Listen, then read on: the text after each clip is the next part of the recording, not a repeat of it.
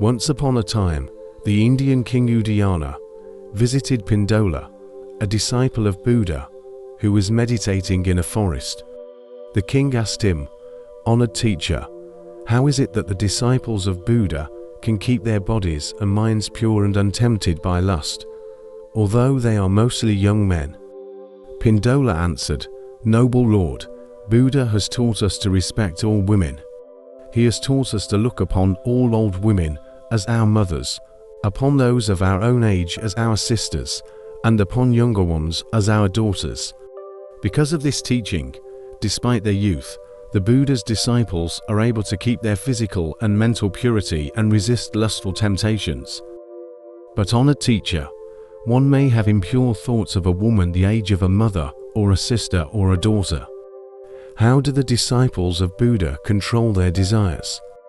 Noble Lord, the Blessed One taught us to think of our bodies as secreting impurities of all kinds, such as blood, pus, sweat, and oils.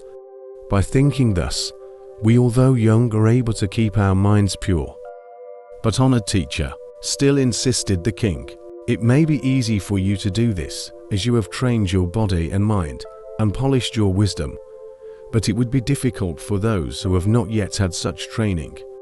Although they might make an effort to remember the impurities, but their eyes will look at attractive shapes. They may try to see the ugliness, but they will be tempted by the beautiful figures.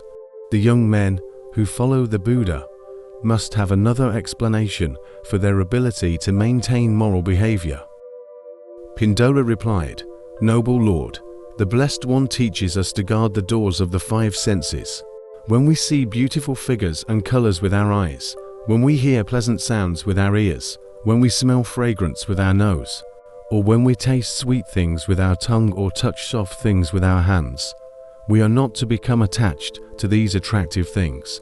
Neither are we to be repulsed by unattractive things. We are taught to carefully guard the doors of these five senses. Following this teaching, even young disciples of the Blessed One can keep their minds and bodies pure. From my own experience, I know that if I confront anything beautiful or pleasing, without being on my guard, I am disturbed by the sense impressions. The teachings of Buddha are truly amazing. In order to maintain the purity of our deeds, it is important that we be on guard at the doors of the five senses.